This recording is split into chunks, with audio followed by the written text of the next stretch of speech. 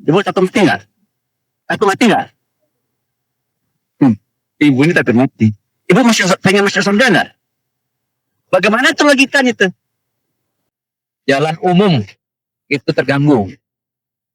Karena itu kami berikhtiar untuk bisa memperluas lahan masjid ini. وَالْكَاظِمِينَ الْغَيْظَ وَالْعَافِينَ عَنِ النَّاسِ.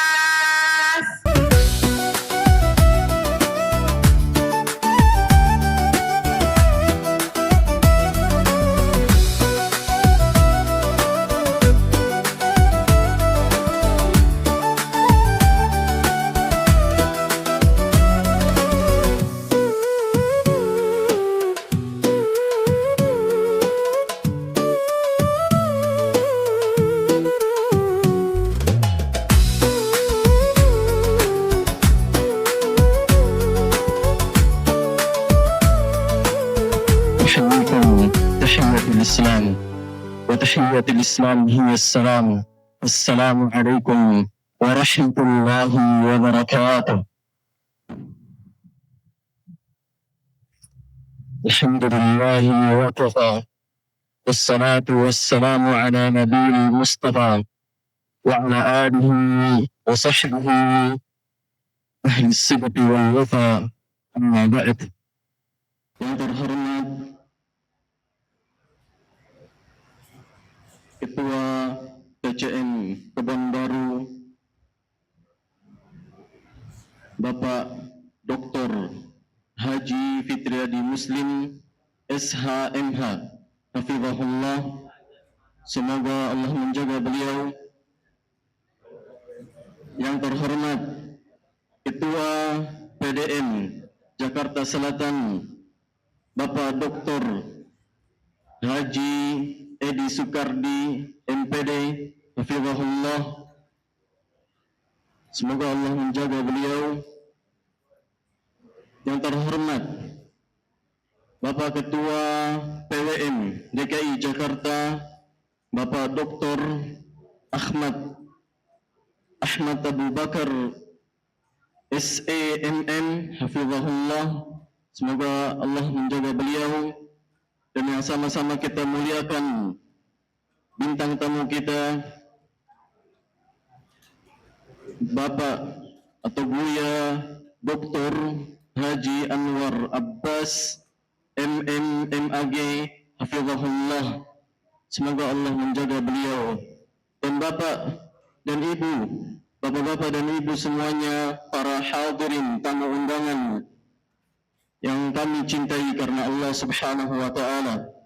Alhamdulillah, segala puji hanya untuk Allah Subhanahu wa Ta'ala yang atas nikmatnya seluruh kebaikan menjadi sempurna.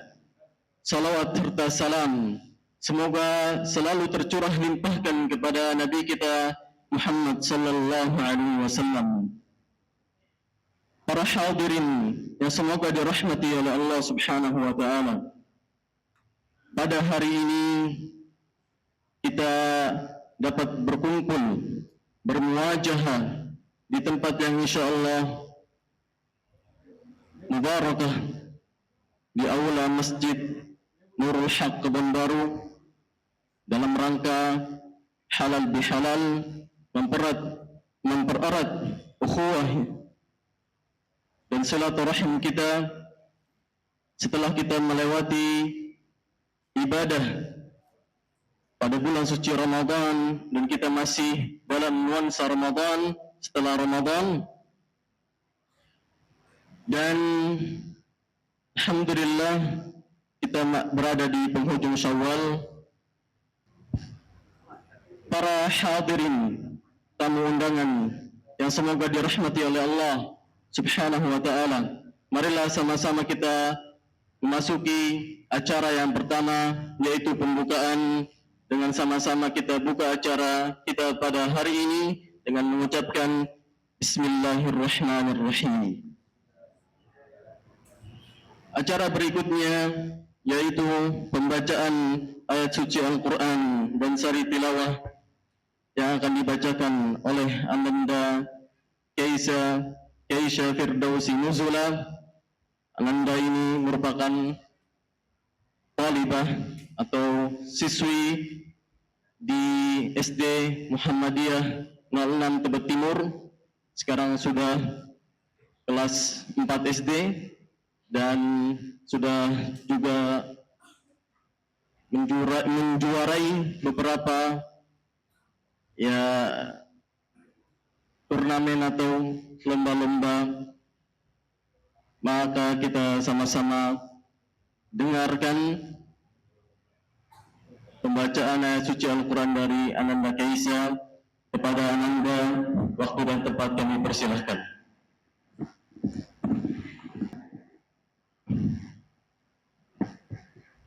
Assalamualaikum warahmatullahi wabarakatuh.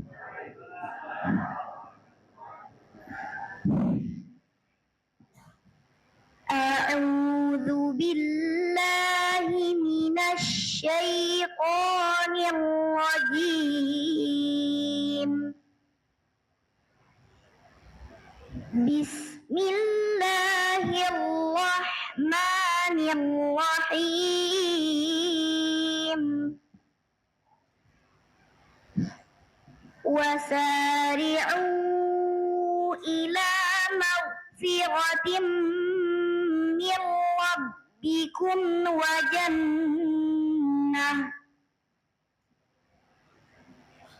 wa jannatin 'arduhas samawati wal ardu u'iddat lil muttaqin alladzina yunfiquna fis sarra'i wad dharra'i wal kadhiminal ghaidh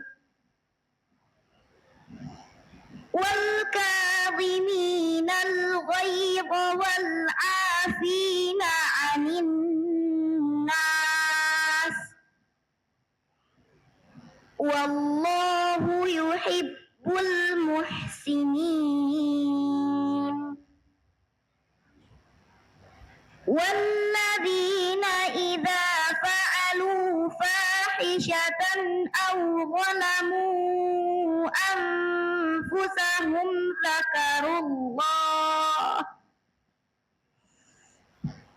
ذكروا الله فاستغفروا لذنوبهم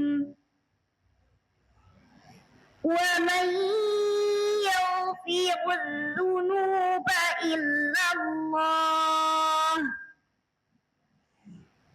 ولم يصروا على ما فعلوا وهم يعلمون أولئك جزاؤهم مغفرة من ربهم وجنات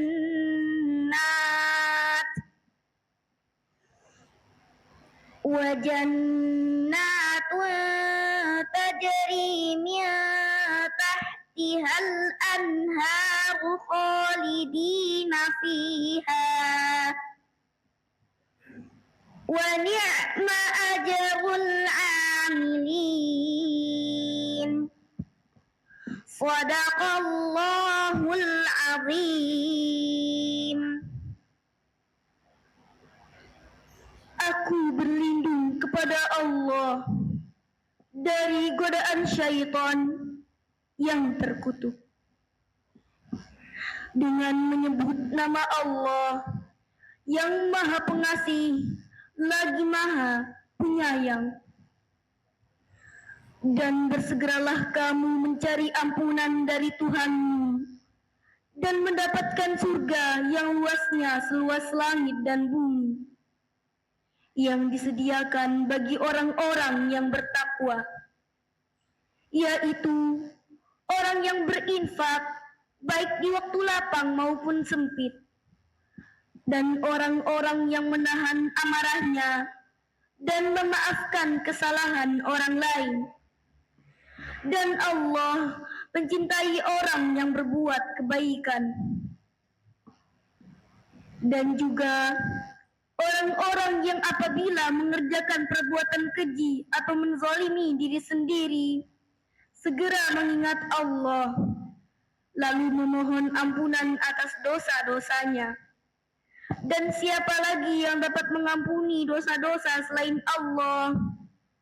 Dan mereka tidak meneruskan perbuatan dosa itu, sedang mereka mengetahui. Balasan bagi mereka ialah ampunan dari Tuhan mereka dan surga-surga yang mengalir di bawahnya sungai-sungai. Mereka kekal di dalamnya, dan itulah sebaik-baik pahala bagi orang-orang yang beramal. Maha benar Allah atas segala firman-Nya. Wassalamualaikum warahmatullahi wabarakatuh. Semoga dirahmati oleh Allah Jalla Jalaluh. Acara berikutnya yaitu menyanyikan lagu kebangsaan Indonesia dan dilanjutkan menyanyikan lagu Mars Muhammadiyah yang dipimpin oleh Dirjen Ibu Yani Suwarsi. Untuk itu para hadirin sekalian, kami memohon untuk berdiri bersama menyanyikan lagu Mars Muhammadiyah, menyanyikan lagu kebangsaan Indonesia.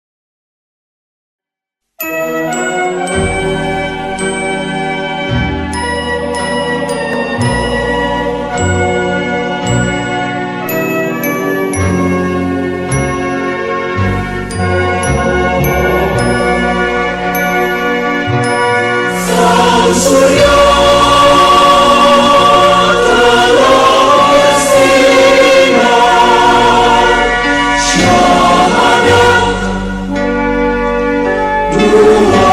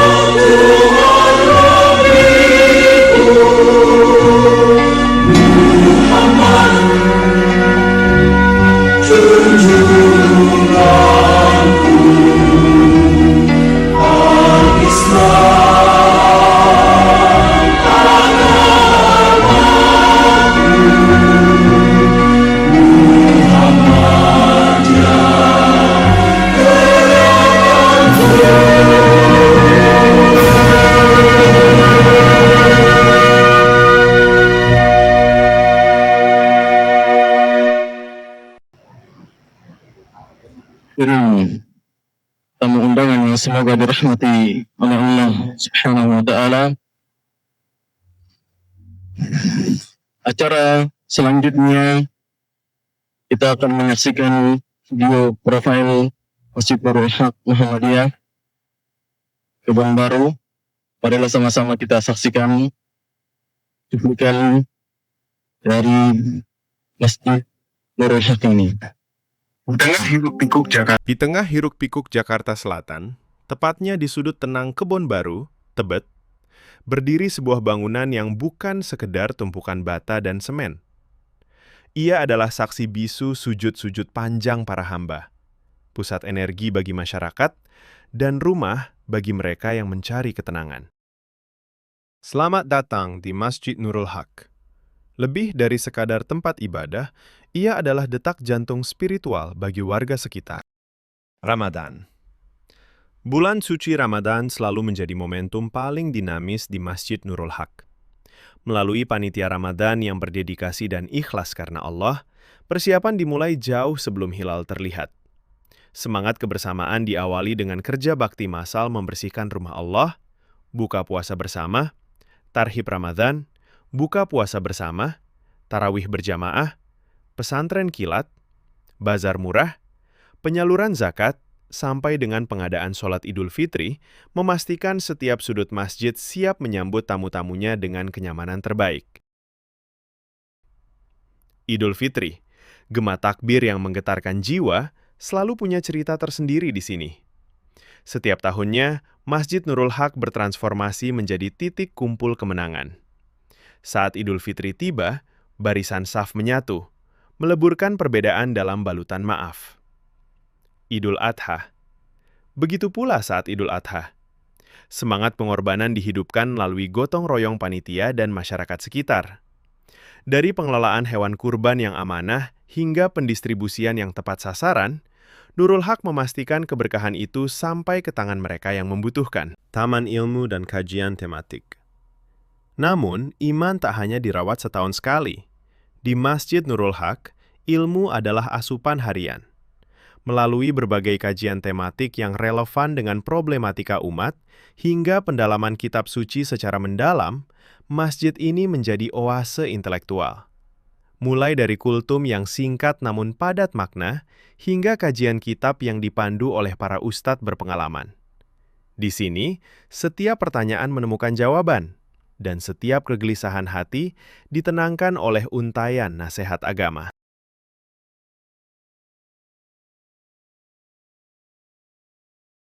Khidmah untuk umat, fasilitas jenazah. Kesalehan sebuah masjid tidak hanya diukur dari indahnya kubah, tapi dari seberapa besar manfaatnya bagi manusia. Memahami bahwa kematian adalah kepastian yang memerlukan kesiapan, Masjid Nurul Haq kini hadir dengan fasilitas terbaru. Layanan ambulans jenazah yang siap siaga, serta tempat pemandian jenazah yang bersih, privat, dan sesuai syariat.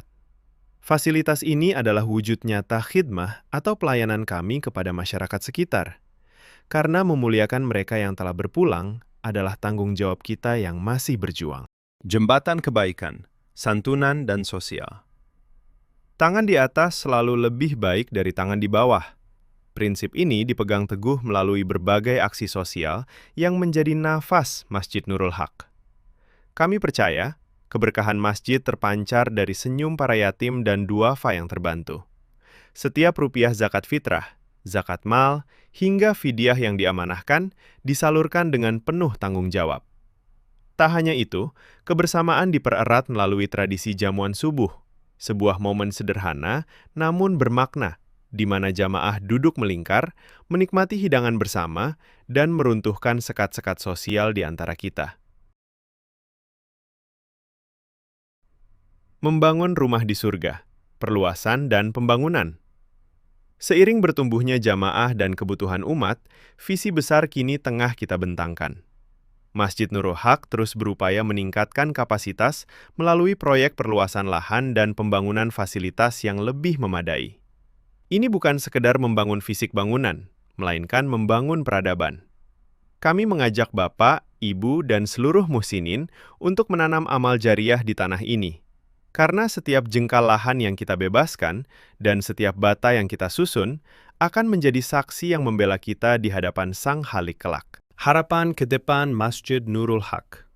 Masjid Nurul Haq akan terus berbenah, terus melayani, dan terus menjadi pelita bagi masyarakat sekitar, khususnya warga Kebon Baru, Tebet, Jakarta Selatan. Kami mengundang Anda untuk menjadi bagian dari perjalanan mulia ini, bersujud bersama, belajar bersama, dan membangun istana di surga bersama. Masjid Nurul Haq, Kebon Baru, Tebet. Cahaya kebenaran untuk umat. Bapak dan Ibu, para hadirin tamu undangan yang semoga dirahmati oleh Allah Subhanahu wa taala, itulah video cuplikan beberapa dari Masjid Nurul Haq. Sekedar memberi sedikit. Semoga Allah Subhanahu wa taala memberkahi langkah-langkah kita dan memberikan kemudahan untuk terus menjayakan Masjid Nurul Haq dan memberikan kemudahan-kemudahan bagi para jamaah dan membesarkan keagungan Allah Subhanahu wa taala melalui Masjid Nurul Haq ini. Semoga yang sudah berjuang di dalamnya Allah berikan pahala di sisi Allah Subhanahu wa taala. Selanjutnya acara berikutnya adalah sambutan yang pertama oleh Ketua PCM Kebon Baru Bapak Dr. Haji Fitriyadi Muslim SHMH. Pada beliau waktu dan tempat kami persilahkan.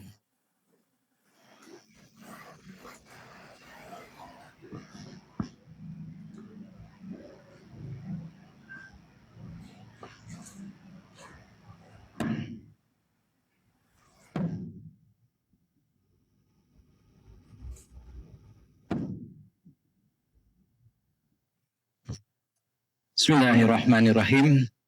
Assalamualaikum warahmatullahi wabarakatuh. Innal hamdalillah nahmaduhu wa nasta'inuhu wa nastaghfiruh wa na'udzu billahi min syururi anfusina wa min sayyiati a'malina may yahdihillahu fala mudhillalah wa may yudlilhu fala hadiyalah. Asyhadu an la ilaha illallah wahdahu la syarikalah wa asyhadu anna Muhammadan abduhu wa rasuluh.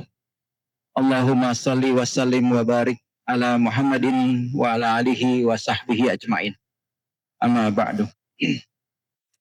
Alhamdulillah, puji dan syukur kita panjatkan hadirat Allah Subhanahu wa taala yang telah melimpahkan rahmat, taufik dan hidayahnya kepada kita semua atas izin dan karunia dari Allah Subhanahu wa taala pada sore hari yang penuh dengan berkah ini kita dapat berkumpul di ruang serbaguna lantai 1 Masjid Nurul Haq untuk mengikuti pengajian bulanan sekaligus halal bihalal keluarga besar Muhammadiyah dan Aisyah Kebon Baru, Tebet, Jakarta Selatan. Semoga Allah Subhanahu wa taala memberkahi kegiatan syiar Islam ini. Amin. Salawat beserta salam semoga senantiasa tercurah kepada junjungan kita Nabi Muhammad sallallahu alaihi wasallam, kepada keluarga, sahabat serta seluruh pengikut beliau hingga akhir zaman. Sebelumnya perkenankan saya menyampaikan ucapan terima kasih dan salam hormat bahagia atas kehadiran yang pertama Buya Dr. Haji Anwar Abbas MM MAG, Ketua Pimpinan Pusat Muhammadiyah, sekaligus juga Wakil Ketua Umum Majelis Ulama Indonesia. Kemudian yang kedua, Ketua Pimpinan Daerah Muhammadiyah Jakarta Selatan atau yang mewakili. Kemudian alhamdulillah hadir bersama kita Ketua Pimpinan Daerah Muhammadiyah Jakarta Barat, Bapak Dr. Insinyur Haji Narmodo Rahmani MAG. Masya Allah, terima kasih Ustadz sudah meluangkan waktu. Kemudian yang kami hormati, alhamdulillah juga hadir Ketua dan juga para anggota pimpinan cabang Muhammadiyah se-wilayah Tebet. Ya, alhamdulillah hadir Ustadz Budiman, Ketua PCM Tebet Timur. Kemudian yang kami banggakan juga para pimpinan cabang Muhammadiyah Kebon Baru, alhamdulillah hadir. Ada Pak Tresno Budi yang juga merupakan Ketua DKM Masjidul Haq. Kemudian ada Ustadz Heri B. Johari, salah satu pimpinan cabang Muhammadiyah Kebon Baru. Kemudian ada juga hadir di sini Sekretaris Pimpinan Cabang Bapak Bustami, yang kami hormati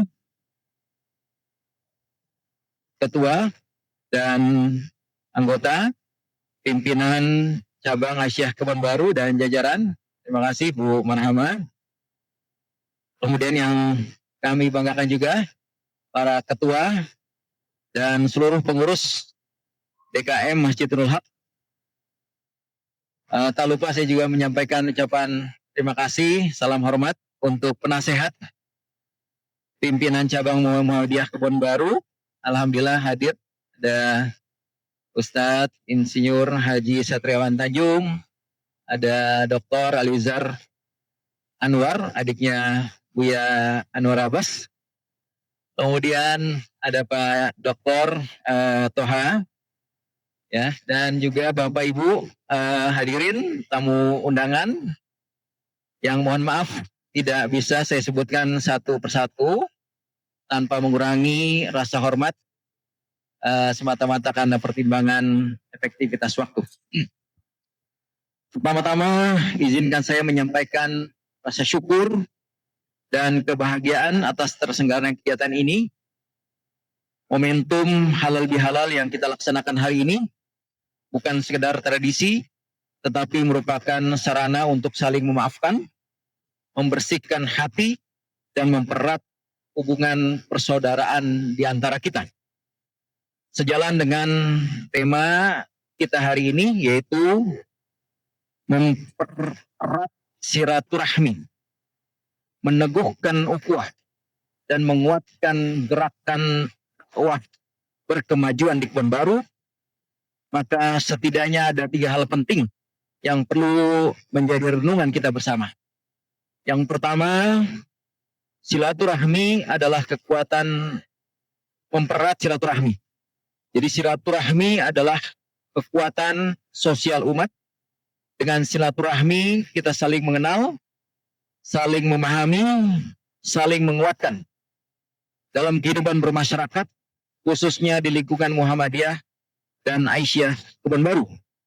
Kebersamaan menjadi fondasi utama dalam membangun gerakan dakwah berkemajuan yang kokoh. Yang kedua, meneguhkan ukhuwah. Ukhuwah Islamiyah bukan hanya slogan, tapi harus diwujudkan dalam sikap saling menghargai, saling membantu, dan menjaga persatuan. Di tengah berbagai tantangan zaman, ukhuwah menjadi yang menjaga kita tetap satu dalam visi dan tujuan. Ketiga, menguatkan gerakan dakwah berkemajuan. Sebagai bagian dari Perserikatan Muhammadiyah dan juga Asyiyah, kita memiliki tanggung jawab untuk terus menghadirkan dakwah yang mencerahkan, berkemajuan, dan relevan dengan kebutuhan masyarakat. Dakwah tidak hanya melalui lisan, tetapi juga melalui tindakan nyata dalam pendidikan, sosial, ekonomi, dan pelayanan kepada umat, jemaah, dan tentunya masyarakat di sekitar Masjidil Haq. Bapak Ibu hadirin yang berbahagia, alhamdulillah PCM Kebon Baru ya dengan pusat kegiatan di Masjidil Haq ini telah berkembang. Kepengurusan PCM saat ini kebetulan saya mendapat kepercayaan untuk memimpin PCM Kebon Baru. Itu adalah kepengurusan hasil musyawarah cabang pada bulan September 2023. Alhamdulillah ada 9 unsur pimpinan cabang, tapi sekarang Buya yang benar-benar aktif itu tinggal 6 Buya. 2 juga sudah meninggal dan ada 2 yang memang tidak bisa aktif lagi, sudah inaktif, sudah kita surati macam-macam pendekatan sehingga akhirnya kita putuskan untuk dinyatakan sebagai inaktif. Kita telah tadi ada juga tampilan menyusun program-program kegiatan, ada raker yang kita selenggarakan. Nah, salah satu program yang juga sedang kita garap diantaranya adalah perluasan Masjid Nurul Haq. Bagaimana diketahui, alhamdulillah, saya harus menyampaikan dengan mantap ini. Jadi potensi jemaah ya ataupun simpatisan Muhammadiyah di Kebon Baru ini cukup besar Bu ya. Salah satunya ukurannya yang bisa kita lihat adalah di momen-momen penting ya yang memang banyak jemaah hadir, misalnya sholat Jumat. Saya harus menyampaikan juga di sini, saya jarang sholat di sini Bu ya, sholat Jumat ya, karena dinas hanya pas libur. Nah, mudah-mudahan kalau WFA ini mungkin akan banyak nih ya sholat. Tapi kemarin saya baru tahu dan teman-teman menceritakan Saban Jumatan memang ini sampai ke jalan. Ya. Jadi masjid 2 lantai, ada pelataran parkir cukup luas, tidak cukup. Ya. Hingga akhirnya jemaah itu ya sholat di jalan. Itu yang kita lihat. Dan tentunya kita penuh tanggung jawab memastikan jemaah dapat melaksanakan ibadah dengan sebaik-baiknya ya. Dan juga kita juga tidak ingin jalan umum itu terganggu. Karena itu kami berikhtiar untuk bisa memperluas lahan masjid ini. Kita sudah bertemu dengan pemilik atau ahli waris dari tanah di sebelah ya, dan sudah beberapa kali pertemuan. Jadi memang beberapa orang ahli warisnya Bu ya, nah mereka minta memang dibelinya, pengen dijualnya hanya ke masjid katanya, ke Muhammadiyah ya. Cuma statusnya memang bukan wakaf, tapi minta dibeli. Nah, kita juga sudah undang appraisal, menilai ini harganya berapa ya, dengan metode-metode ilmiah lah tentunya. Kita sudah dapat hasilnya. Jadi tawaran yang mereka sampaikan ya masih memang itu pasarannya Bu ya. Nah, alhamdulillah teman-teman semua bersemangat ya untuk memperjuangkan luasan masjid ini. Sekarang baru terkumpul 1 miliar Bu ya, kurang lebih ya. Masih jauh memang ya, tapi mudah-mudahan permintaan ahli waris kalau bisa ini diselesaikan di tahun 2026. Jadi kita punya waktu kurang lebih hanya setahun ya untuk bisa menggenapkan. Mereka mintanya 7 miliar. Ya. Tapi teman-teman bilang kita mulai, Bismillah, insya Allah nanti ada jalan. Nah mudah-mudahan kehadiran Buya juga hari ini bisa menginspirasi kita ya bagaimana kita bisa ya mengumpulkan dana ya, menggali potensi-potensi yang ada untuk bisa mewujudkan perluasan masjid. Nah, kita juga ada beberapa program ya, termasuk sekolah ya. Sekolah sebenarnya kita sudah ada rencana kerjasama juga dengan SD Muhammadiyah 5 Kebayoran Baru ya. Kita buat filial di sini, cabang ya. Hanya lokasi sekolahnya saja yang di sini ya, tapi kurikulum, guru dan sebagainya itu mengikuti SD Muhammadiyah Kebayoran Baru yang sudah sangat mapan ya. Mudah-mudahan sambil berjalan kita nanti ada transfer semuanya ya, transfer knowledge-nya ya, kemudian pengelolaannya macam-macam sehingga nanti kita bisa mandiri dan juga sudah siap untuk mengurus izin dan macam-macam untuk bisa mewujudkan memiliki SD. Amal usaha yang lain kita ada TK, kemudian ada usaha-usaha ekonomi. Nah secara umum memang Buya di Kebon Baru ini kami melihat yang potensi besar itu untuk gerakan dakwahnya memang dari sisi sosial dan ekonomi. Nah karena itu ide teman-teman ini kalau masyarakat di belakang ini terutama ya di belakang itu rapat-rapat Bu ya. Ya kalau ada yang meninggal untuk mandikan saja itu kadang-kadang pakai jalan ya. Akhirnya kita putuskan punya tempat pemandian sendiri. Ya, di samping kita punya kendaraan yang fungsinya ganda, tidak hanya bisa mengantar jenazah ya, tapi juga masyarakat sekitar yang sakit kita bisa juga antarkan ke rumah sakit. Nah mudah-mudahan kehadiran kita di masa-masa sulit kemudian mendorong mereka ya untuk mulai ke masjid lah ya setidaknya. Seperti itu. Tapi saya juga sampaikan ke teman-teman bahwa saya melihat Muhammadiyah itu gerakan Islam modern agak intelek. Jadi kadang-kadang mungkin ya kesannya agak tinggi gitu. Nah kita harus dorong lebih membaur masyarakat ya. Kalau istilah teman-teman lebih banyak menyapa masyarakat, ya. Tapi potensinya jelas. Ya.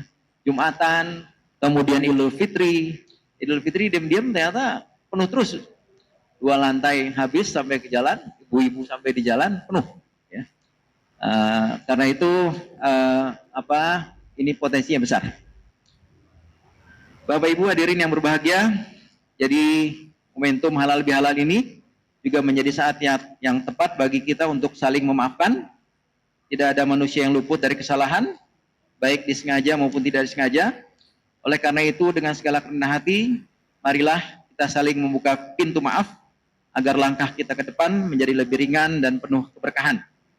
Akhirnya, kita berdoa, semoga kegiatan pada sore hari ini membawa manfaat, memperkuat kebersamaan kita, dan semakin mengokohkan peran Muhammadiyah dan juga Aisyah di Kebon Baru sebagai gerakan dakwah yang mencerahkan dan berkemajuan. Demikian yang dapat kami sampaikan. Sekali lagi kami mohon tausiah pencerahan dari Ayahanda Buya Dr. Haji Anwar Abbas MMMAG. Demikian, mohon maaf atas segala kekurangan. Nasrum minallah wa fathum qarib wa basyirin mu'minin. Wassalamualaikum warahmatullahi wabarakatuh.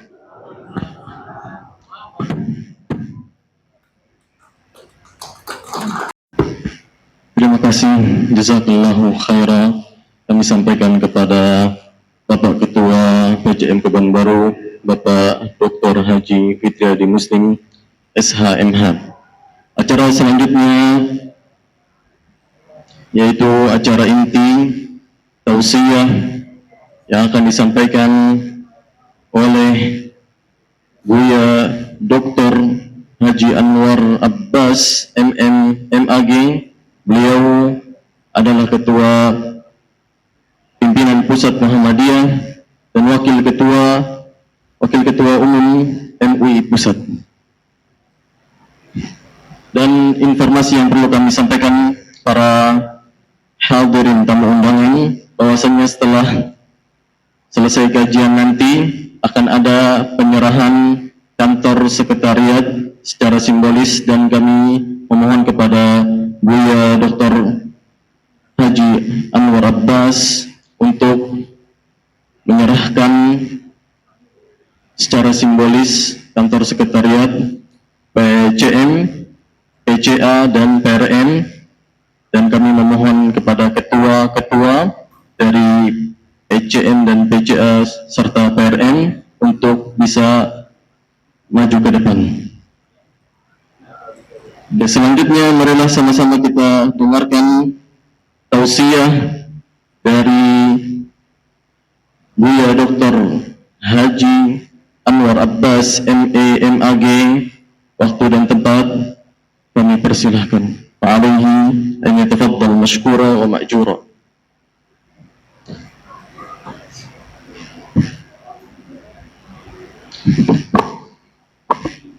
Terima kasih.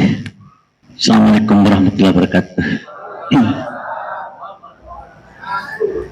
Alhamdulillah wa syukurillah. La hawla wa la quwata illa billah. Asyhadu an la ilaha illallah wa asyhadu anna Muhammadan abduhu wa rasuluh. Allahumma shalli ala Muhammad wa ali Muhammad. Bapak Fitriadi yang saya hormati, ini orang kampung saya. Ada istrinya nggak sini? Istrinya nggak ikut? Hah? Oh gitu ya. Jadi saya kagum juga lah ya. Ketua Pimpinan Cabang Muhammadiyah, anggota PPATK. Jadi PPATK itu yang paling ditakutin oleh koruptor. Ya. Jadi Bapak dan Ibu kalau menyimpan uang dan bertransaksi melalui dunia perbankan itu bisa dilacak oleh Pak Fitriadi. Oleh karena itu transaksinya jangan via bank. Datang ke Masjid Nurul Haq langsung aja kasih. Supaya aman gitu. Ya Pak Satriawan Tanjung nih Ketua PDM Jakarta Barat, namanya agak serem. Nah, Narwodo, luar biasa nama. Orang mana lah ini Bapak Narwodo ini? Orang mana Pak Narwodo? Ya kenapa bisa namanya Narwodo itu kan? Hah? Oh iya. Ini Ibu apa Marama ya? Ini kakak kelas saya dulu sebenarnya kita satu angkatan. Cuma karena saya tinggal mengulang ya Ibu lebih dulu dari saya. Ini ibu-ibu ini cantik-cantik sekali ya. Kosmetiknya apa Ibu? Air wudhu aja. Ya bagus. Tapi kalau akan pakai kosmetik juga pakailah Wardah Kosmetik. Karena itu adalah produksi keluarga besar kita. Beliau pernah menjadi bendahara Majelis Ekonomi Pimpinan Pusat Muhammadiyah.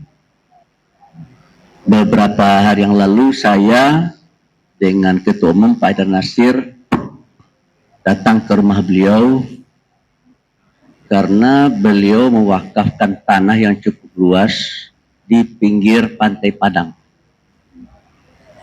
Jadi rencananya di sana akan dibangun hotel syariah. Jadi kalau ibu-ibu dan bapak nanti piknik ke Sumatera Barat, nginap di Muhammadiyah. Namanya agak mirip mungkin nanti dengan yang di Jogja. Apa di Jogja apa namanya? SM Tower. SM itu apa tuh? Suara Muhammadiyah Tower. Karena saya minta udah Pak Haidar yang mengolah. Karena beliau sudah berpengalaman dengan SM Tower di Jogja dan SM Tower di Kalimantan Timur. Perahu maksudnya namanya. Itu cukup, tingkat huniannya cukup bagus. Jadi saya lihat ya, Muhammadiyah ini memang betul-betul gerakan. Banyak sekali yang dikerjakannya.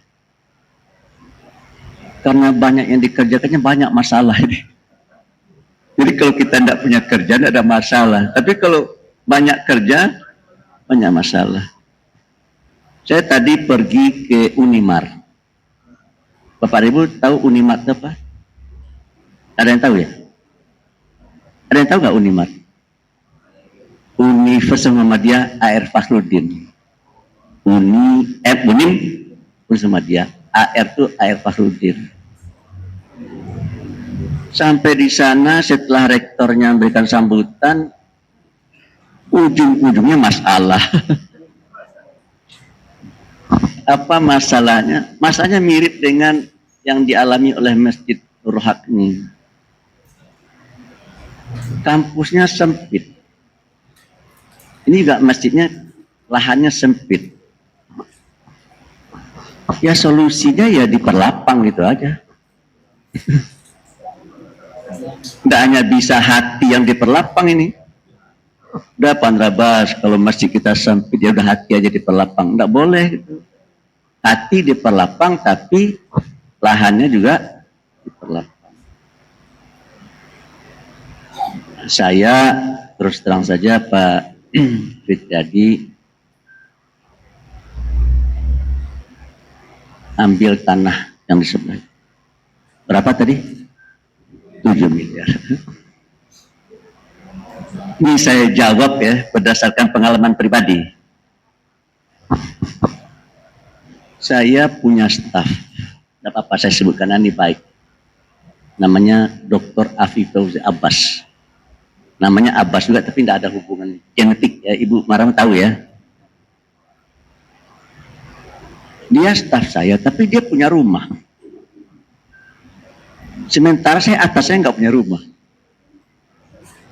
Lalu saya tanya, Pi, kamu itu staf saya tapi kenapa kamu punya rumah? Sementara saya atasan kamu nggak punya rumah. Kata dia begini. Saya juga bingung Pandrabas. Ada yang menawarkan lahan, saya beli langsung saya bangun saja. Ketika membangun katanya banyak saja datang rezeki. Sehingga akhirnya rumah saya selesai. Dengan berhutang rumah saya selesai. Nah, kan kita kalau di Sumatera Barat apa namanya itu belajar ke yang sudah. Mana anak saya Pak Alizar Anwar mana Pak Alizar mana Pak Alizar? Ini anak saya Pak Alizar Anwar. Dia Pak Alizar ada istrinya Pak Alizar enggak? Enggak. Belajar kepada yang sudah. Jadi saya belajar kepada Pak Fifi, lalu saya coba. Ada hadis. Hadis yang pertama bunyinya adalah jauhi berutang. Jadi kita dalam hadis itu dianjurkan untuk jangan berutang. Tapi ada lagi hadis kedua. Barang siapa yang berutang, lalu dia bertekad untuk membayar, maka yang akan membayar kata Tuhan saya. Saya karena yakin betul dengan hadis yang kedua ini, saya bangun rumah dengan cara berutang. Bingungnya saya, bangun rumah tidak punya duit, tetapi kita tetap saja bangun dengan cara berutang. Bingungnya saya itu, rumah selesai, hutang selesai. Dah. Kemudian nggak ada lagi duit. Nggak ada lagi duit. Bangun lagi rumah. Berutang lagi ke material. Rumah selesai, hutang selesai. Nggak ada lagi punya duit. Bangun lagi kontrakan. Kontrakan selesai, hutang selesai. Bangun lagi. Bangunan selesai, hutang selesai. Setelah bangunan selesai, hutang selesai, nggak ada lagi duit. Jadi Bapak dan Ibu, saya coba rasionalisasikan. Kenapa saya dapat duit? Karena tukang batu punya rezeki. Tukang kayu punya rezeki. Tukang apa lagi itu Pak Fedradi? Tukang material punya rezeki. Nah kalau saya tidak bangun, dari mana dia dapat rezeki? Pak Nodo, Pak Nodo ini kan sering berbicara ekonomi Islam nih. Kalau nggak ada orang yang bangun, tukang kayu tidak dapat rezeki, tukang batu tidak dapat rezeki, tukang material tidak dapat rezeki. Tapi dengan kita membangun, rezeki-rezeki mereka itu terbuka. Melalui apa? Melalui kita. Jadi kemungkinan besar pahala saya besar. Karena memberi kesempatan kepada orang lain untuk mendapat rezeki. Saya pernah jadi direktur rumah sakit. Ini boleh minum ya? Kenapa Bu? Ya, Ibu silakan Ibu ya, terima kasih. Berapa umur Bu? Saya direktur rumah sakit. Rumah sakit Islam Pondok Kopi. Direktur saya waktu itu namanya Pak Dr. Subki Abdul Qadir. Itu mubalik top waktu itu. Benar-benar top. Beliau kalau khotbah berceramah itu di rumah menteri, di kantor menteri, di apa itu yang di Taman Mini ke sana, itu apa namanya itu? Tentara-tentara itu apa? Cilangkap. Jadi saya tanya, Pak Suki, kalau Panglima ABRI datang ke sini menemui Pak Suki, lalu masuk waktu sholat,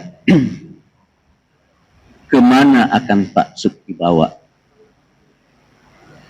Di lantai dasar memang ada musola, tapi kan kecil. Sementara Pak Suki adalah seorang dai yang sangat terkenal.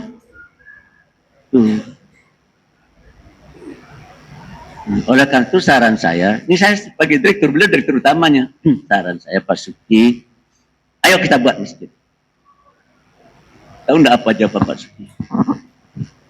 Duitnya dari mana Pak Andra Bas? Itu katanya. Duitnya dari mana? Pak Suki, yang kita bangun ini bukan rumah pribadi kita.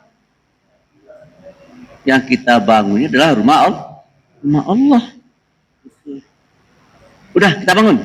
Pak Suki keluarkan SK. Nah kalau gitu Pak Nerapasan jadi ketua panitia. Saya bilang begini, saya ini bukan dokter. Sebaiknya yang menjadi ketua panitia itu dokter.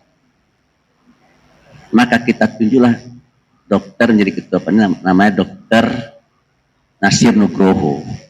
Yang kemudian juga pernah menjadi dirut. Apa yang membuat saya terkejut ya? Itu ketika kita akan bangun kan kita tulis itu. Di sini akan dibangun Masjid Baitus Syifa. Yang lucu itu ada bapak-bapak beberapa orang datang ke ruang saya, diantar oleh pegawai saya. Pak Nerapas ada tamu, ya silakan masuk beliau. Pak, di depan itu saya lihat di sini akan dibangun Masjid Baitus Syifa. Betul Pak? Ya betul. Bilang, boleh nggak saya nyumbang? Hah? Bahasa itu boleh nggak saya nyumbang? Ya boleh lah Pak, saya bilang kan. Nah beginilah Pak, semua semen yang dibutuhkan untuk apa ini, masjid ini saya. Ada lagi yang semua pasirnya saya yang bayar. Sehingga kesimpulannya, teori Pak Suki atau Pak Suki yang tidak percaya rumah sakit mampu bangun masjid itu terbantah. Dikarenakan apa? Ya dikarenakan yang tadi itu. Kalau kita membangun, maka akan ada orang yang akan mendapatkan manfaat dari yang kita kerjakan.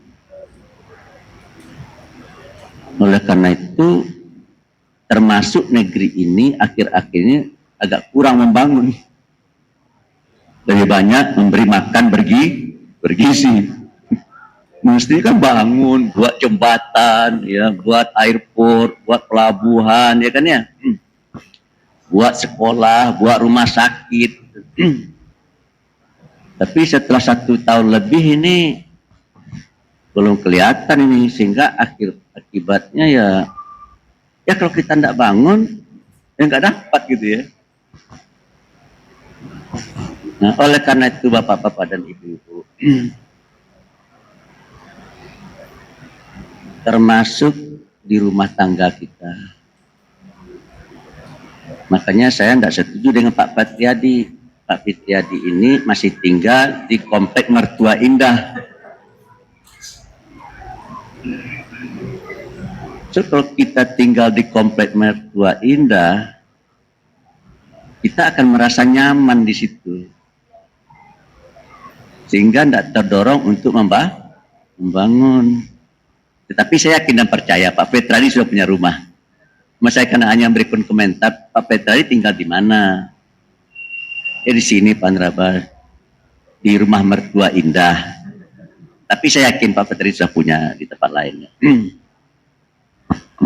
Oleh karena itu Bapak dan Ibu, saya melihat ya, mengapa Muhammadiyah ini seperti ini? Kan Muhammadiyah ini sangat dihormatin orang. Saya itu agak ciut nyali saya ya. Ternyata organisasi kita ini dianggap sebagai salah satu organisasi terkaya di dunia kan? Nomor berapa katanya? Nomor 4. Kalau di kalangan organisasi Islam, kita terkaya di dunia. Dari mana itu menghitungnya, sementara di Kebun Baru tidak ada duit. Di Kebun Baru tidak ada duit. Ya, tadi malam saya diundang oleh mantan Dirut Antam, Pak Dana Amin namanya. Sebenarnya Pak Dana Amin ini disuruh datang juga oleh salah seorang owner, apa itu, Artadinata. Artadinata itu perusahaan ini, perusahaan memproduksi emas logam mulia di Bandung. Ya, dia kagum sekali dengan Muhammadiyah. Kedua-duanya itu kagum sekali dengan Muhammadiyah karena Muhammadiyah asetnya luar biasa. Sebenarnya Muhammadiyah ini bukan apa ya, tumbuhnya kan bottom up ya. Ini kan tidak pernah dibantu oleh PP kan ya? Ada nggak PP? Enggak kan? Tumbuh dari bawah. Dari bawah, partisipasi anggota dan warga ya. Oleh karena itu saya sangat menginginkan dan mengharapkan ya, supaya gerakan yang kita lakukan, usaha dan upaya kita untuk membangun ini, membangun itu bisa berjalan dengan baik dan lancar, maka kita harus berusaha supaya duit kita banyak. Bagaimana caranya supaya duit kita banyak?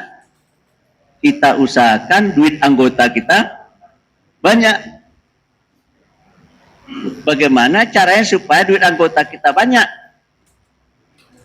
Kalau anggota kita hanya pegawai negeri, saya tidak akan pernah banyak. Kalau hanya karyawan, saya tidak akan banyak. Dia baru banyak kalau anggota-anggota kita itu pengusaha. Kalau anggota-anggota kita itu entrepreneur. Jadi Muhammadiyah hari ini menurut saya ya, nyaris tidak punya entrepreneur. Saya lihat 100 orang terkaya, 10 orang terkaya, tidak ada orang Muhammadiyah. Yang kan orang Muhammadiyah, orang Islamnya nggak ada sekarang nih. 10 orang terkaya tidak ada, orang Islam tidak ada. 20 orang terkaya yang beragama Islam ada 2. 30, yang 50 ada 3 orang. 100 ada sekitar 6 atau 7 orang. Oleh karena itu dulu ada seorang tokoh di lingkungan Muhammadiyah namanya Lukman Harun. Masih ada nggak ingat ya? Ibu masih ingat ya? Dia waktu itu mengusung sebuah gerakan dengan namanya Komando Kaya. Bagaimana beliau dengan teman-teman bisa menciptakan anggota-anggota Muhammadiyah yang kaya-kaya, tapi gagal. Saya sebagai salah seorang kader beliau, juga mencoba untuk mencetak entrepreneur di lingkungan Muhammadiyah, tapi juga gagal. Tahu sebabnya kenapa gagal? Karena mentality warga Muhammadiyah itu sebagian besar adalah employee mentality. Tamat kuliah cari tamat kuliah, tenteng ijazah pergi kemana-mana, intinya ya mencari kerja. Dan kalau dapat pekerjaan, maka mereka akan menjadi pegawai. Sementara teman-teman kita dari etnis Cina, mentality mereka boleh katakan tidak sama dengan mentality kita. Mentality mereka lebih demen entrepreneur mentality. Yang akan bisa membuat kita itu kaya bukan employee mentality, tapi entrepreneur mentality. Kita umat Islam nyaris tidak punya entrepreneur mentality. Oleh karena itu, ada kata-kata orang arif. Sebagian orang menyatakan ini hadis. Hari ini bukan hadis. Orang arif itu bilang, utlubul ilma, apa itu? Lanjutnya apa? Utlubul ilma, walau bisin. Apa arti itu? Tuntutlah ilmu meskipun ke negeri Cina. Jadi kita disuruh pergi ke Cina. Untuk ngapain? Untuk belajar. Belajar apa, Pak Nerabas? Belajar mencari duit. Belajar membuat barang, belajar mencari duit. Tapi untuk apa pergi ke Cina? Untuk apa pergi ke Peking? Untuk apa pergi ke Guangzhou? Kalau Cinanya ada di sini. Ya belajar. Jadi kita dengan Cina yang ada di sini pakai metode ATM. ATM apa itu? Amati, tiru, dan modifikasi. Nah, saya masuk Jakarta ini tahun 1973. Pak Satria udah lahir belum? 73? Udah? Ini kayaknya yang udah tua-tua semua ini. Siapa yang lahirnya di setelah 73 ada nggak di sini nih? Lahir setelah 73, tahun 80-an lahirnya ada nggak? Ada nggak nih? Sini, saya tanya. Sini. Satu, ibu itu satu. Sini. Ya, sini. Ini ibu lahir tahun berapa?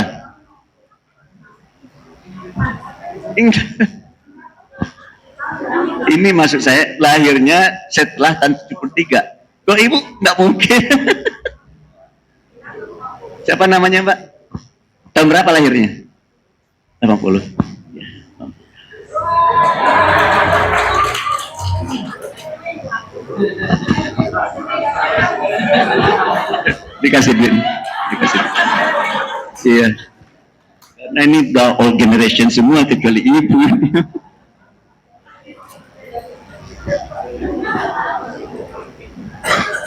Jadi saya oleh orang tua diberhentikan sekolah.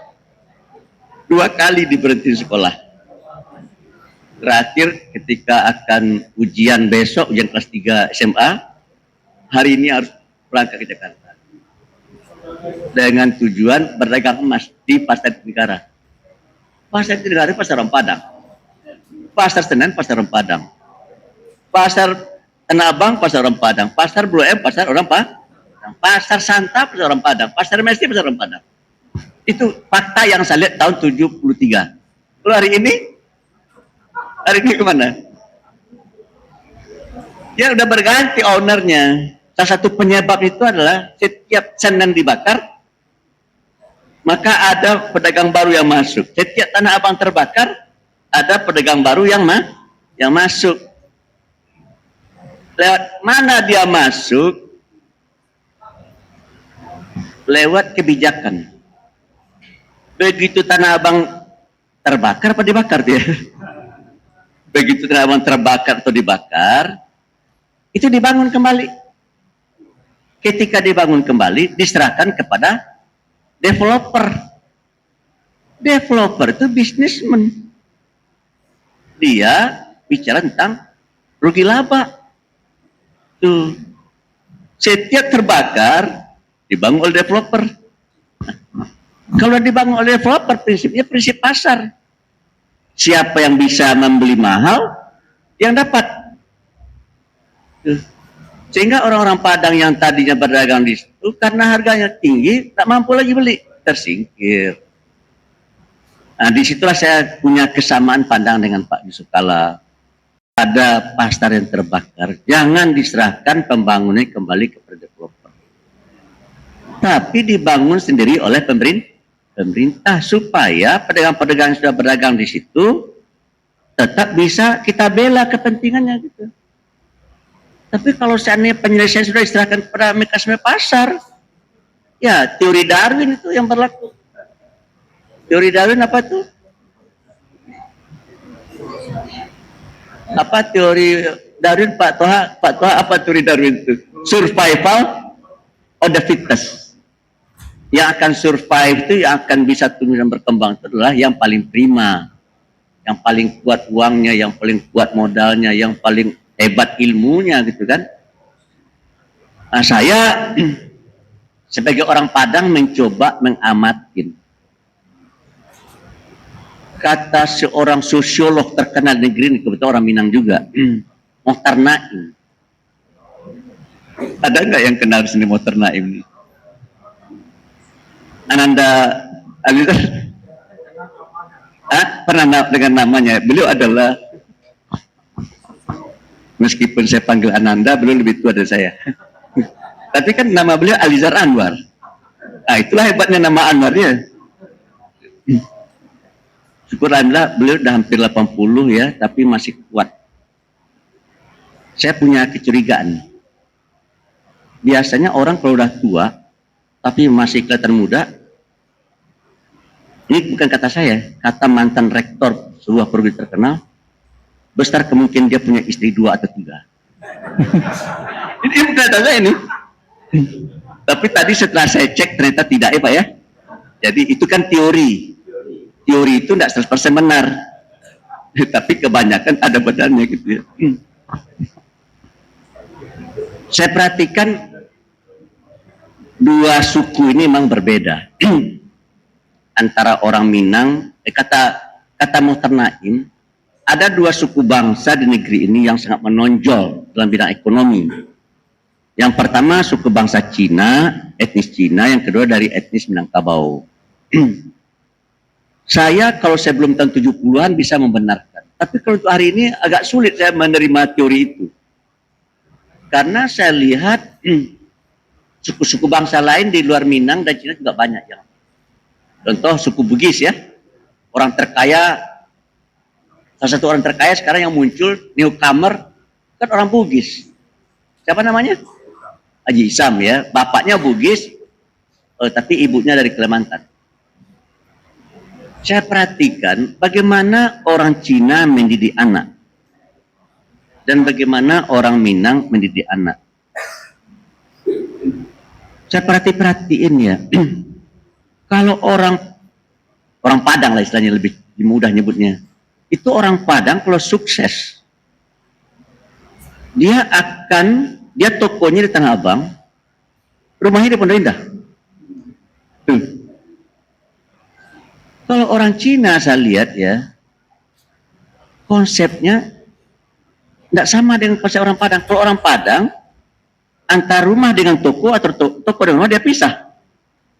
Kalau bagi orang Cina, mereka punya konsep ruko. Di atas rumah, di bawah toko. Nah, apa yang terjadi pada diri anak-anak mereka? Anak-anak orang Padang pagi-pagi mau kuliah ke Depok, ke UI Depok, di First Ekonomi. Dia bilang sama bapak, Pak, minta duit.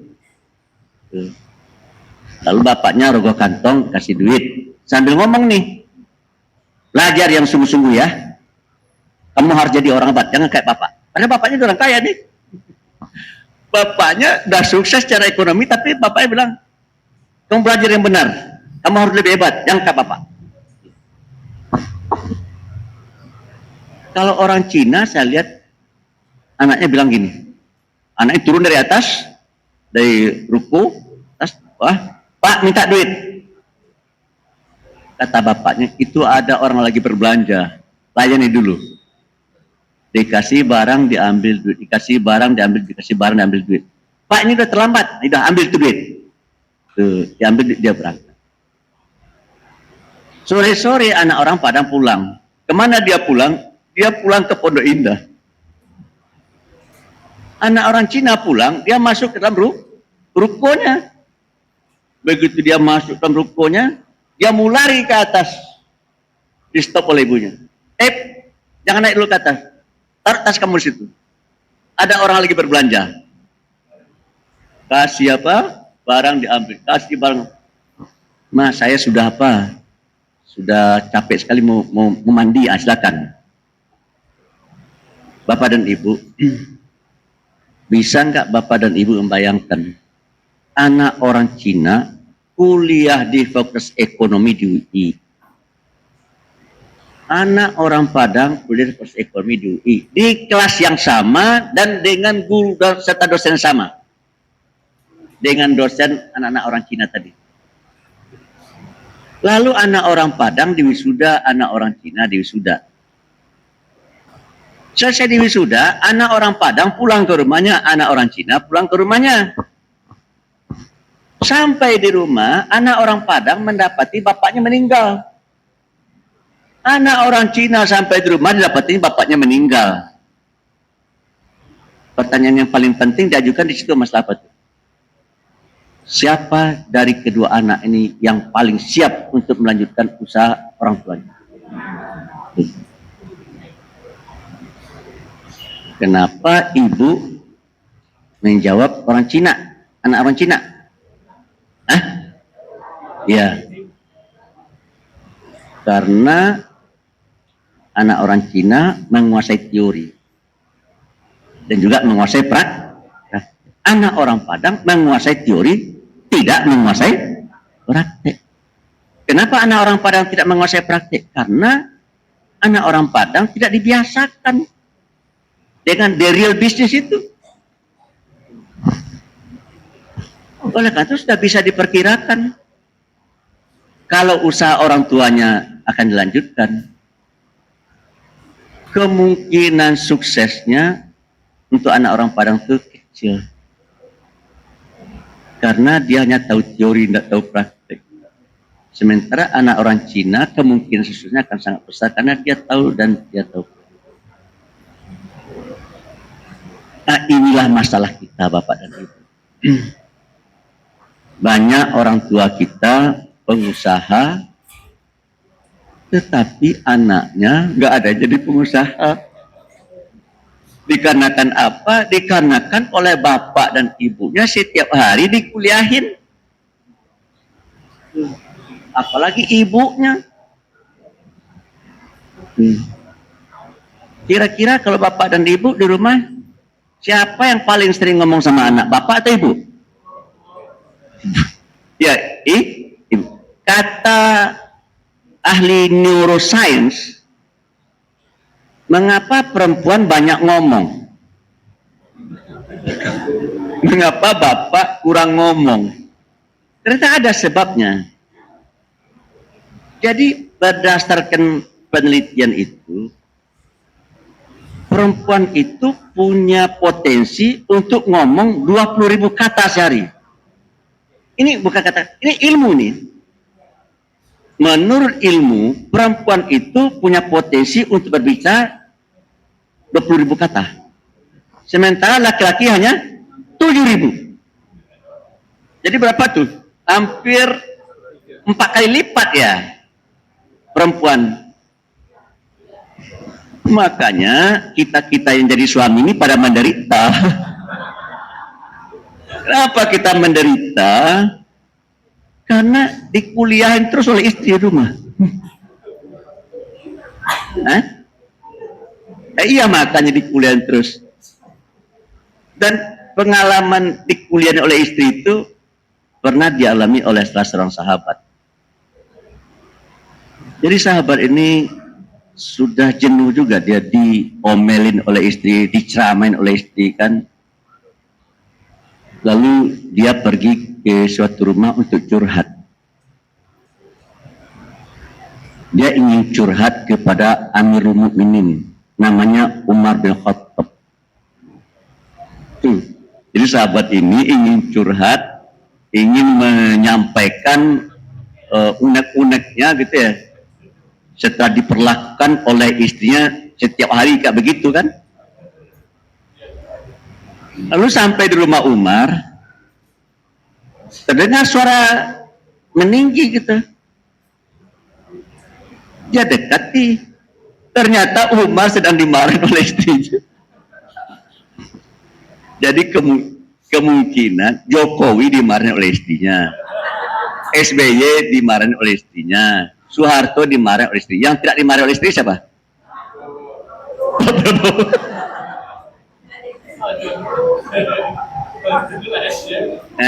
Pak Prabowo nggak mungkin dia dimarahin oleh istrinya kan. Jadi bapak dan ibu, istri kita marah-marah sama kita itu memang sudah takdir, Pak. Ya, makanya ya saya baca ayat ya. Ternyata kita nanti bersama keluarga kita, cucu kita nanti bisa berkumpul di surga. Ibu mau kumpul nanti lagi sama suami di surga? Bapak mau nggak?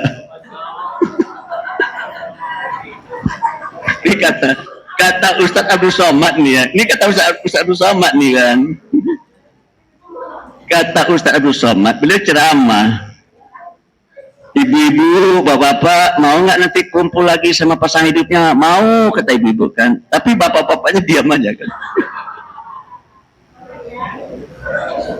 Terus habis ceramah, Ustadz Abdul Somad ditemuin oleh jamaah laki-laki. Ustadz, emangnya kita bisa kumpul lagi dengan istri kita nanti di surga? Ya bisa. Emang kenapa? Ya sekarang ini udah nggak tahan. Makanya Ustadz Dasar Latif kan cerita ya, dia jengkel sekali sama istrinya kan gitu ya. Dia beliin perhiasan atau apa itu, lalu dia bawa ke pinggir kolam kan. Lalu istrinya disuruh melihat ke dalam kolam kan. Dan melihat didorong oleh apa kan? Didorong oleh si suami ini sehingga istrinya masuk kolam. Masuk apa? Bukan kolam, apa namanya itu? Sumur, itu masuk sumur. Tiba-tiba keluar jin besar kan? Dia kata Ustadz Dasar Latif nih, keluar jin.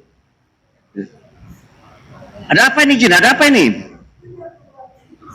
Saya sudah lebih 300 tahun tinggal dalam sumur ini. Tapi hari ini katanya kan ya, ada ibu-ibu masuk cerewet sekali. Ya, jadi Bapak dan Ibu, saya punya keyakinan ya, kalau tidak adalah istri yang cerewet, repot juga kita. Sebagai suami repot juga. Ada seorang bapak, istrinya meninggal. Terus setelah beberapa minggu istrinya meninggal, dia bermenung-menung aja kan. Kayak orang apa itu ya? Bengong aja dia kan. Ditanya, kenapa bapak bengong? Saya rindu dengan istri saya. Padahal istri cerewet. Ternyata yang dia rindu adalah kecerewetan istrinya itu. Makanya bapak-bapak kalau istri cerewet, jangan punya niat, punya maksud lagi untuk meninggalkan istri. Kan ada tuh, bila istri cerewet, dia berniat untuk meninggalkan, untuk memadunya kan gitu.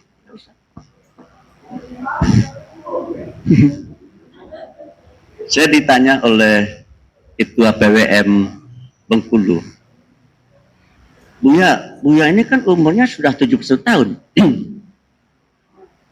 Tapi kok wajah Buya masih kelihatan muda? Betul ya? Masih muda saya? Betul ya? Betul ya? Betul nggak masih muda? Hah? Betul nggak? Masih muda nggak kelihatan? Masih muda. Apa rahasianya? Saya jawab, kita kalau umur udah lanjut, lalu ingin tetap kelihatan muda, maka kita harus punya niat dan tekad yang kuat dan bulat untuk kali lagi. Maksudnya bagaimana Pak Andra? Ya Bapak harus punya niat yang kuat, tekad yang bulat untuk kawin lagi. Cuma pakai syarat. Apa syaratnya Buya? Niatnya jangan dilaksanakan. So, kalau niatnya dilaksanakan, bisa cepat tua ya, karena dimarahin lagi. Nah, oleh karena itu Bapak dan Ibu, saya ingin mengakhiri ya. Ini kita ini udah tua-tua semuanya. Yang namanya kematian pasti akan tiba, pasti akan menjemput. Dan yang namanya kematian itu kata orang arif itu seperti panah yang terlepas dari busurnya dan dia akan menghukumnya. Ajal akan menjemput. Nah, di kampung saya mumbang jatuh, kelapa jatuh. Artinya adalah yang muda akan mati, yang tua akan mati. Saya, Bapak dan Ibu, pernah dihantui oleh sebuah penyakit. Penyakit apa Pak Nerabas? Penyakit takut mati. Ibu takut mati nggak? Takut mati nggak? Ibu ini takut mati. Ibu pengen masuk surga nggak? Nah, bagaimana tuh logikanya tuh?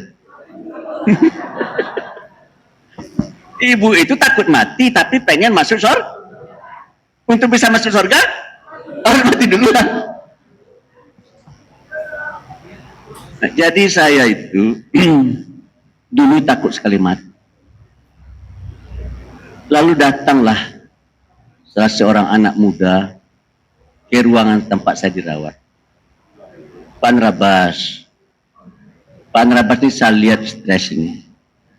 Apa yang Pak Nerabas streskan? Apa yang menjadi pikiran? Ini takut mati, kan? Lalu dia mengeluarkan kata-kata yang saya nggak lupa.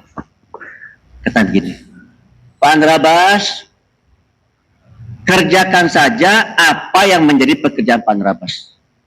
Dan jangan kerjakan pekerjaan yang bukan pekerjaan Pak Nerabas. Maksudnya apa itu? Kalau mati itu bukan urusan Pak Nerabas itu. Itu urusan siapa itu? Urusan Allah.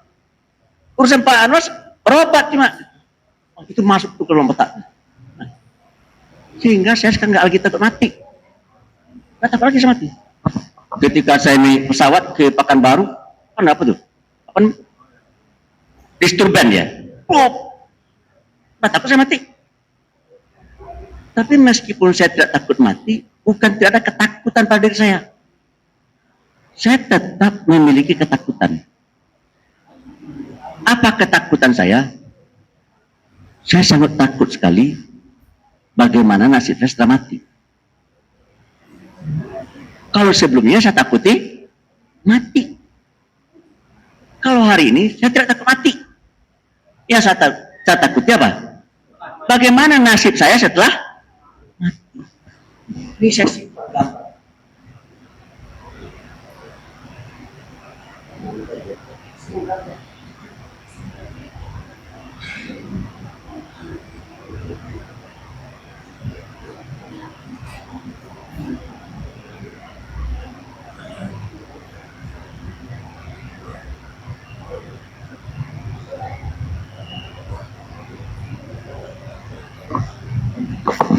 Life underground.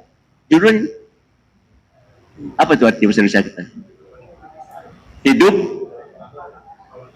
dalam kubur. Life underground. 3 days saya masih terbungkus dalam kain kafan. 7 days, hari ke-7, kain kafan saya sudah mulai sobek-sobek. 30 days, 30 hari, itu kainnya sudah hilang. Tinggal rangka saja lagi. Tapi masih utuh, rangkanya masih utuh. Kepala, badan, tangan, kaki masih utuh.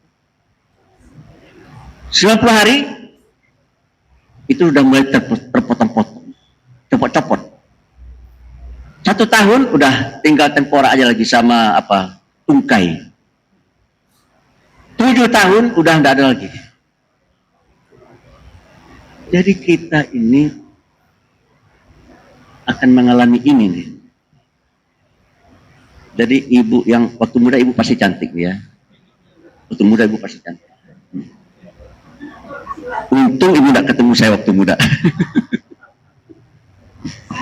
Hah? Apa bu? Adek? Ada abangnya? Abbas ya? Siapa? Hah? Rosmini Abbas? Makanya tadi dia nanya, itu Rosmini Abbas istri Pak Nur Abbas kan? Oh ibu yang nanya ya? Itu ibu Rosmini Abbas itu istri Pak Nur Abbas gitu ya? Makanya tanya tadi. Jadi ibu ragu gitu? Iya. Saya ngomong apa tadi dia? Hah? Hah? Hah? Ya di alam kubur ya. Jadi menurut saya ya, tekan doa kita Rabbana atina fid dunya hasanah wa fil akhirati hasanah wa qina azaban. Jadi yang kita kejar tidak hanya dunia, jangan hanya dunia saja. Kita juga harus kejar akhirat kita. Saya meskipun bisa ngajak bapak dan ibu ketawa, tidak mustahil begitu pulang sudah pergi. Nah, oleh karena itu bapak dan ibu, apa yang sebaiknya kita lakukan Pak Abbas? Ya mempersiapkan diri. Ada firman Allah, wa tazawwadu fa inna khairu zadit taqwa. Berbekallah kamu. Dan sebaik-baik bekal itulah apa itu takwa Pak Abbas? Ya, takwa itu adalah sebuah sikap yang ada pada diri kita, di mana kita kalau ada perintah Tuhan kita laksanakan, kalau ada larangan Tuhan. Ada juga salah seorang sahabat ditanya, seperti apa implementasi takwa itu? Ya, implementasi takwa itulah seperti berjalan di tempat yang banyak durinya. Kita lihat jalan yang ada di depan kita, lalu kalau ada duri kita hindarkan, ada duri kita hindarkan, ada duri kita hindarkan. Dan kita berjalan di jalan yang tidak ada durinya. Artinya kita bersihkan hidup kita dari hal-hal yang akan bisa membuat hidup kita celaka. Apa yang akan membuat diri kita celaka, Pak Narbasya? Banyak. Kita sekarang ini melakukan halal bihalal ya. Saya yakin dan percaya ya, dosa kita telah habis karena diampuni oleh Allah. So ada janji Tuhan. Man shoma ramadhana imanan wa ihtisaban ghufira lahu ma taqaddama min. Barang siapa yang berpuasa di bulan Ramadan dengan penuh keimanan dan keikhlasan, diampuni dosanya. Satu lagi apa? Man qoma ramadhana imanan wa ihtisaban ghufira lahu ma taqaddama min. Barang siapa yang mengisi malam bulan Ramadan, ya, maka akan diampuni Allah dosanya. Dan saya yakin serta percaya, saya yakin 100% saya, aku yakin saya, setiap kita ini pasti mendapatkan malam Lailatul Qadar. Pasti nggak tuh? Pastilah kan? Pasti dapat kita malam Lailatul Qadar. Cuma pertanyaan, apakah di malam Lailatul Qadar itu kita maksimalkan amal ibadah kita? Tidak, itu aja persoalan. Tapi kita kan pasti melewati malam Lailatul Qadar. Jadi dosa kita kepada Allah dengan datangnya Idul Fitri habis. Yakin saya? Ana inda zanni abdi. Saya bersamaan dengan sangkaan hamba saya. Kalau saya menganggap Tuhan tidak mengampuni saya, tidak diampuni Tuhan. Tapi kalau saya menganggap Tuhan akan mengampuni dosa saya, diampuni. Cuma yang jadi masalah adalah bagaimana hanya dengan dosa kepada sesama. Tuh. Sehingga kata Nabi, wahai sahabatku, kata Nabi, tahukah kalian siapa orang yang disebut dengan muflis? Muflis itu orang yang bangkrut. Kata Nabi, orang yang muflis itu orang yang bangkrut adalah orang yang nggak punya dirham dan tidak punya harta. Oh tidak, kata Nabi. Orang yang bangkrut itu, kata Nabi, adalah orang ketika di hari akhir dia membawa pahala yang banyak. Pahala sholatnya, pahala puasanya, pahala zakatnya, pahala hajinya, dan pahala-pahala yang lain. Tetapi bersamaan dengan itu dia juga membuat dosa. Dosa kepada sesama. Dosa kepada ibu mertua, dosa kepada bapak mertua, dosa kepada bapak kandung, dosa kepada ibu kandung, dosa kepada anak, dosa kepada tetangga. Nah, itulah makanya ya. Tadi perempuan itu punya potensi untuk bicara berapa tadi? 20.000. Makanya banyak ibu-ibu yang tidak bisa ngerem mulutnya. Lalu dia ngomong apa dia? Dia ngomongin ghibah. Makanya kata Nabi, penghuni neraka itu yang banyak adalah dari kaum perempuan. Nah, kenapa bisa begitu Pak Neraka? Ini di sini, hadis muflis ini nih. Jadi dia pahala, dia rajin ngaji macam-macam, tapi dia buat dosa. Setiap orang yang kita sakitin dan yang kita perlu anak kandung kita, termasuk istri kita. Makanya saya terus terang, saya tidak mau mencintai istri saya sepenuh hati, karena dia akan menjadi musuh saya. Makanya saya tidak akan berani menyatakan hidupku hanya untukmu, tidak mau saya. Saya akan saya katakan, dan istri saya pernah terkejut. Mama harus tahu ya, hidupku bukan untukmu. Lalu untuk siapa? Dia jawab aja. Ya pokoknya bukan untuk mama. Ya untuk siapa katanya? Pokoknya bukan untuk siapa? Bilang, hidupku bukan untuk mama, tapi untuk aku persembahkan kepada Tuhan. Karena Tuhanku menyuruh aku berbuat baik kepadamu, maka aku akan berbuat baik. Kalau mama minta dibeliin TV, saya beliin TV. Kalau duitnya ada. Mama minta rumah, saya buat rumah. Kalau duitnya ada. Aja. Makanya saya hidupnya pas-pasan saja. Pas dia minta tas, ada duitnya. Pas dia minta gelang, ada duitnya gitu ya. Hidup kita pas-pasan saja. Maksudnya itu hidup kita harus menjadi hidup yang baroh.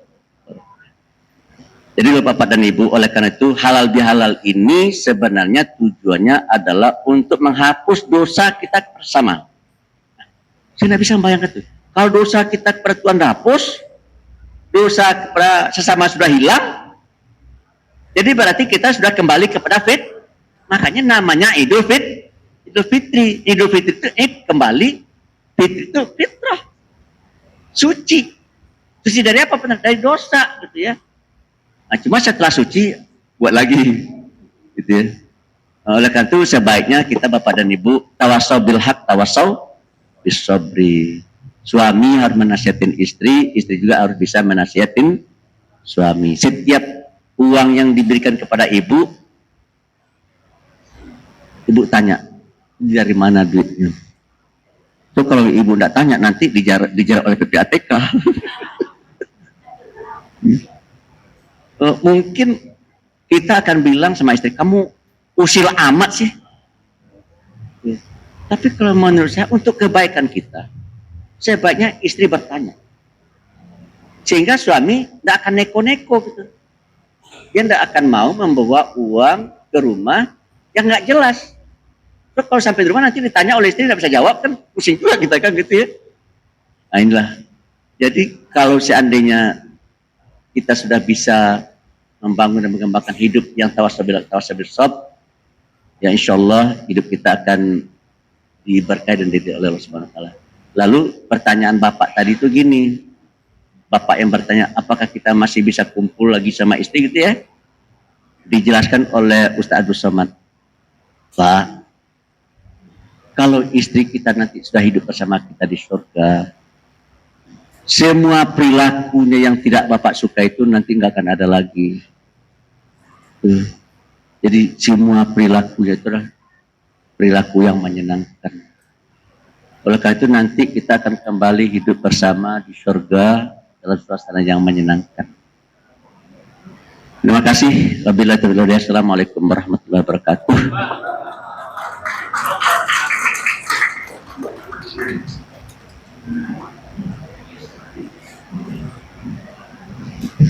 Kami mengundang kesediaannya untuk menaiki podium. Dan terakhir, Ketua PRN Kampung Melayu Pusat, Bapak Hussein Karo. Kami mengundang kesediaannya untuk bisa menaiki podium.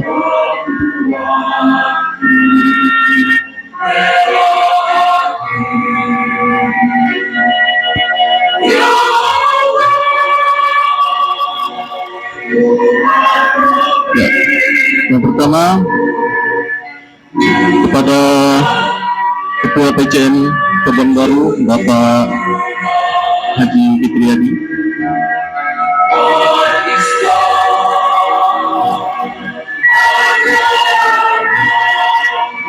Ya, terima kasih. Selanjutnya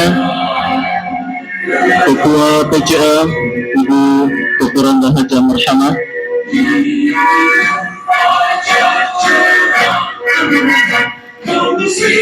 Terima kasih Ibu. Berikutnya Ketua PRN Kebon Baru Nurul Haq Bapak Andre Ridwan yang diwakili Bapak Dedi Ali.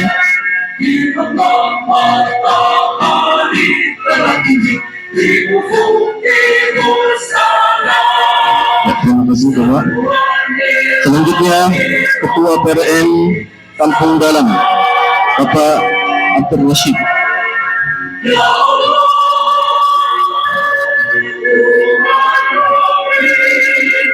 terima kasih. Kemudian Ketua PRN Kebon Baru Bapak Haji Agung Sutopo.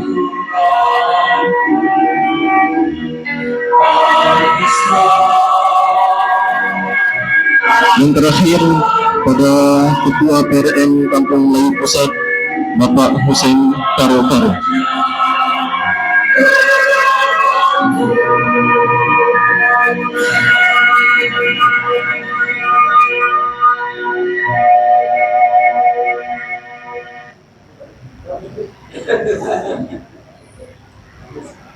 Ya, foto bersama terlebih dahulu bersama Buya.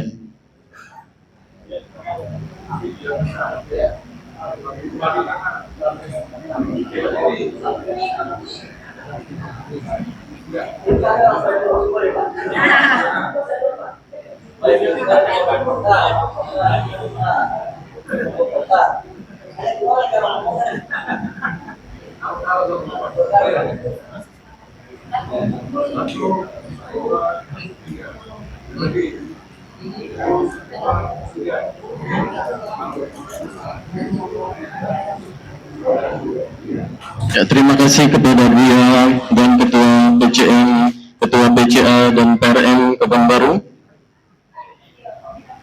Dengan berakhirnya tausiah yang telah disampaikan, maka berakhir pula rangkaian daripada acara halal bihalal. Marilah sama-sama kita akhiri acara kita pada sore hari ini. Semoga Allah Subhanahu wa Ta'ala sebagaimana mengumpulkan kita di tempat yang mulia ini, Allah kumpulkan kita semua di surganya kelak. Kita akhiri dengan membaca doa kafaratul majlis. Subhanakallahumma wa bihamdik, asyhadu an la ilaha illa anta, astaghfiruka wa atubu ilaih. Selanjutnya kita ramatama, foto bersama, dan acara yang paling inti, ya, makan bersama. Ibu Yani kami persilakan.